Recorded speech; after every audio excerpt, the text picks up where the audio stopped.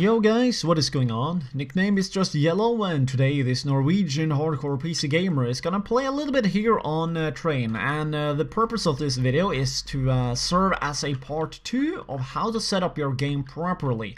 The first part I went through a lot of the graphical settings in order to allow you to set up the game in such a manner in which it will perform better and just give you a better competitive edge. This video here we're gonna go through a lot of stuff that will give you a better edge in a different kind of avenue, okay? We're gonna cover the Huds, all the different settings and benefits it can and will give you, and also a couple of in-game settings that will allow you to automatically just perform better whenever you play the game, okay? So this stuff here is just as essential as a previous video, but it's gonna cover a lot more tactical things that will give you a, I guess you could call it a tactical advantage, or rather a mental edge that will allow you to slay the enemy in manners they cannot predict, or that is just superior to what their settings are, okay? So yeah, I'll take for granted that you people have looked through the playlist I got. I got a lot of videos in that, everything from, you know, settings to graphics to overclocking on monitor, etc. Like, the sky's the limit, and there's a lot of stuff in this game that I've already covered.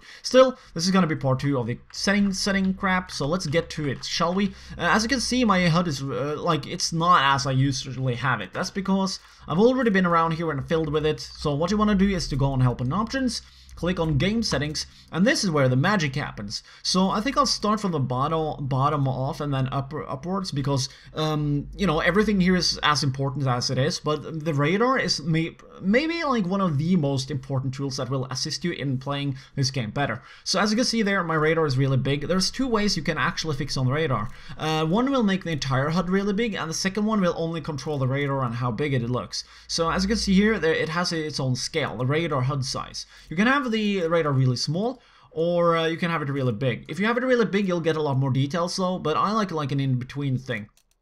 From there on, you can rotate the radar, depending on where you look. I like to make it so that I'm the center of the looking direction, in which if I'm looking at ladder room, it will be there. If I look at E-box, it's there. If I look at fucking pop or whatever the hell, it's gonna look there. So in my head, that just makes sense, but people can do whatever the hell they want with these settings. As long as it's big enough and that you get more details in the radar, that's probably gonna be the thing that will benefit you the most. The reason for this is mainly because sometimes whenever you play, people will, for example, be at B site and they see the bomb and they get railed over and they say nothing because they don't have a mic. But the cool thing is that if they saw the bomber on the radar, it will appear for your fellow teammates. And this means that you get the information despite the guy not having a mic, which is really cheap, by the way.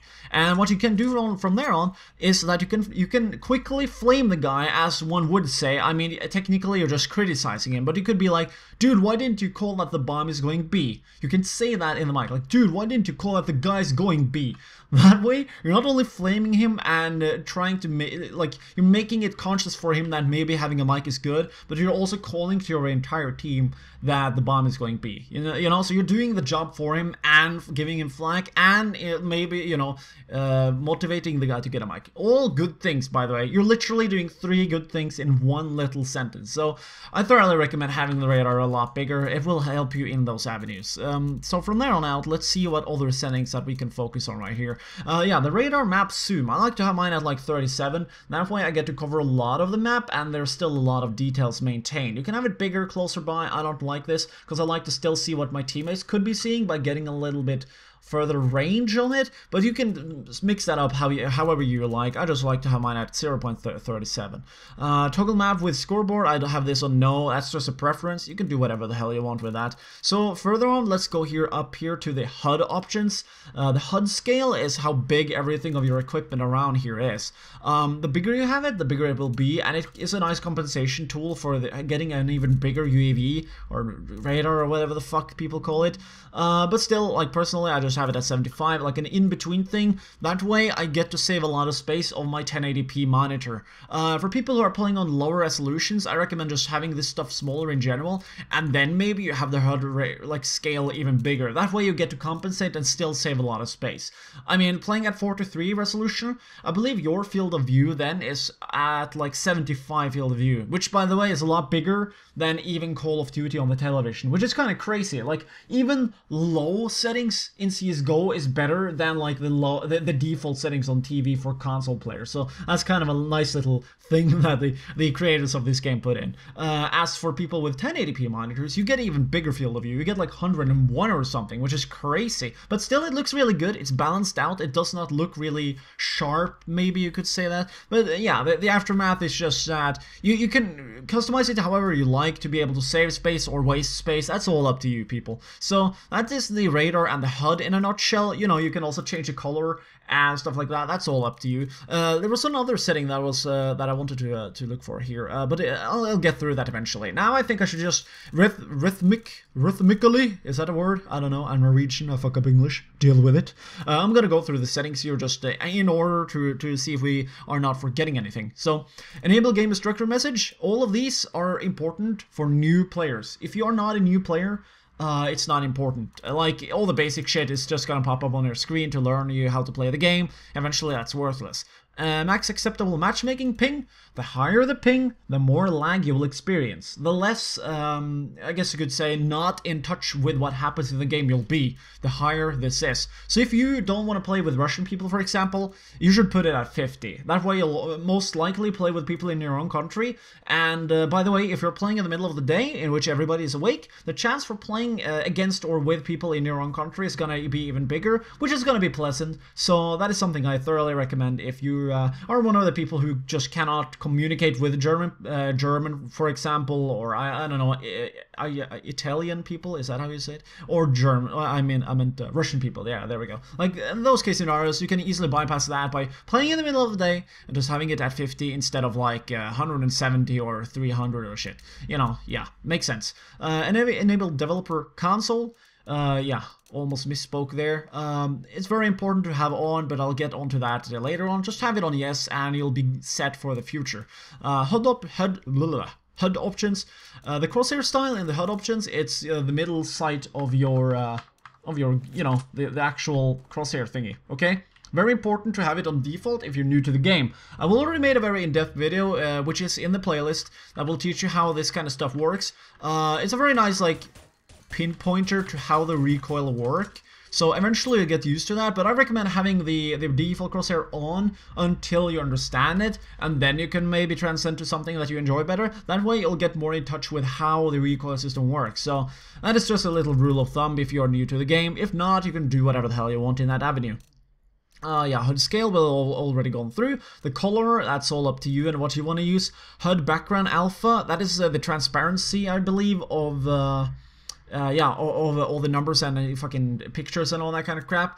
I like to have mine on, you know, mediocrely background fucking bullshits, but that's all up to you and whatever the hell you want to do. So yeah, health and ammo style, you should have this on simple. If you have it on default, there will be a shitty little animation right here and right here that are basically just worthless. It's more important to know the actual number count of the bullets in your magazine, because that will give you a better picture of how likely it is for you to actually kill the enemy, depending on how much bullets you have left. Same goes with your health. If you like can just look at your actual amount of health instead of a silly bar, it will give you a bigger, just a better, more solid picture of how much health you have, and thus how more likely it is for you to survive or be able to engage a proper battle.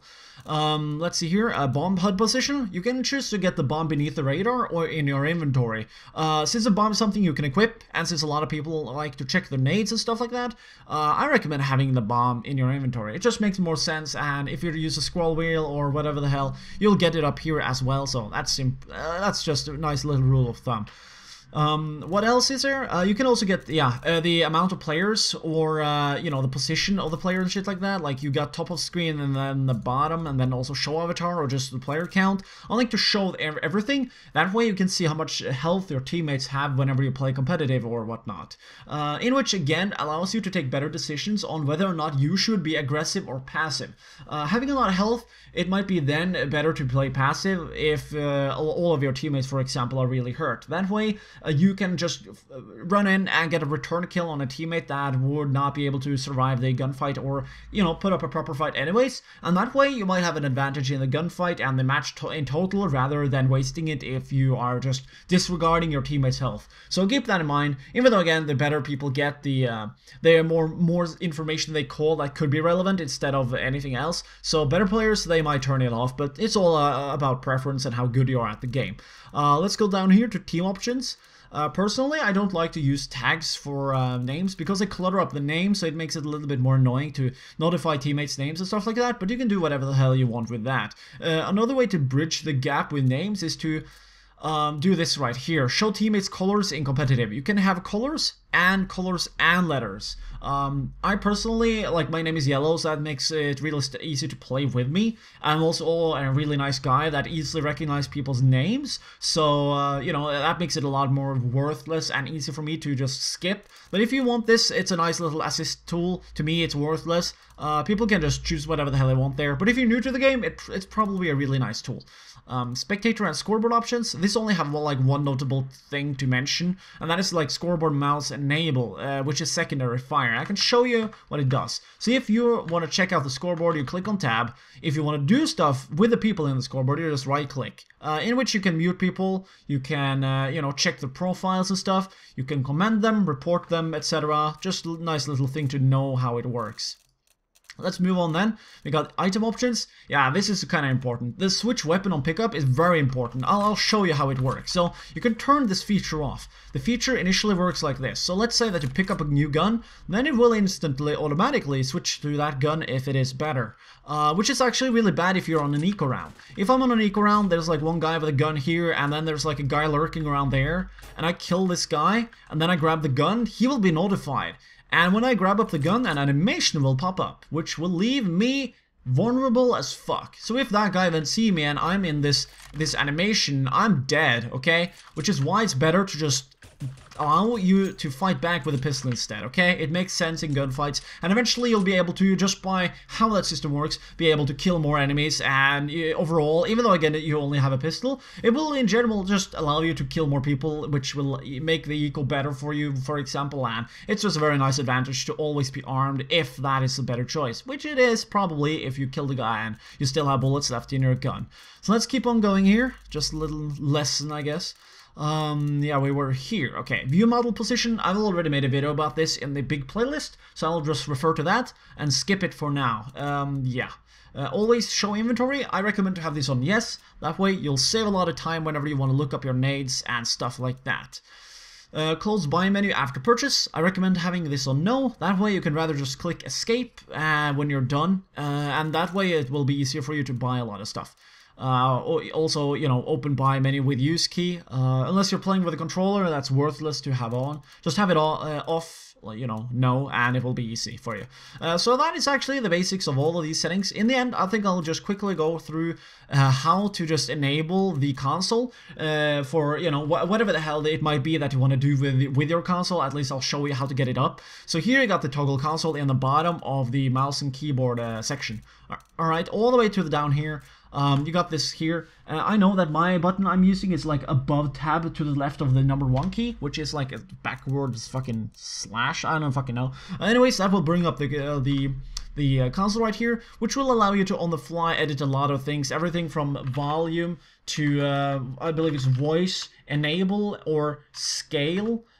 Which scale the voice of the voice enable crap. So yeah, you know, it gives you a lot of options, a lot of good stuff, and also it's a primary way of using crosshairs from other people. So yeah, that is very important. Lastly, I'll just include that in the keyboard and mouse settings, you always need to have the mouse settings on mouse acceleration, have that off. It's garbage for CSGO, trust me, okay? Your hand-to-eye coordination will be better if the input and scale is raw, okay? So you gotta have that off. And the raw input, you can have that on. A lot of people, they don't really care too much in a lot of cases, but just have that on and it will probably be better. That's at least my experience, and it seems to be quite consistent, so I'm happy with it. The rest is up to change, and you can do whatever the hell you want, but this should at least give you a very nice picture of how you should at least set up your game. Even though, again, preference also plays a big role in here, so hopefully this helped you, you newer people out there out a lot, or maybe you subpar players that are like in the middle of the ranks and you have not gone through your settings yet, you know, just rehashing that stuff to make sure that everything is going fine. It's very important eventually in the game. So, if you want to support this YouTube channel, by the way, we got Patreon, in which you get to partake in a giveaway, so we got that for it. That is to compensate for me turning off all the ads for the subscribers. And on the sideline, we also got skin donations in order to help out everybody else who enjoy this YouTube channel. So, nickname is Yellow. Hopefully people took a look at the playlist. If you have not, it should be in the description below. Have a nice day, and don't get beastified when you play.